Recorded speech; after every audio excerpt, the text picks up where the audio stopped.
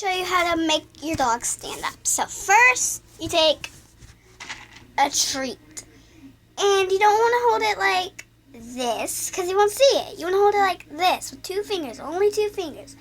Otherwise, he's not going to smell it or see it, so he's not going to want it, because he's not going to see it or know you have it. So, then you put it up, and then he'll take it. And then you say, good boy. And then watch. Up. And sometimes he won't do it. That's why you need to practice and practice. See how he didn't do it? That's because you need to practice. So now, we're going to take another treat and then put it higher, where he jumps. And when he jumps up on both feet.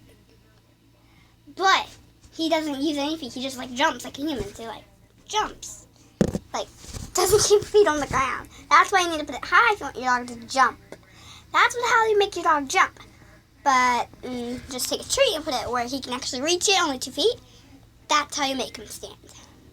So if you can't get your dog to do this, I don't know why. My dog really knows how. I'm still teaching him how to do like tricks. He can sit. He can lay. I clap to make him lay though. You have to sit on the ground and make him lay. I'm going to make a video about it, so you don't really have to listen right now.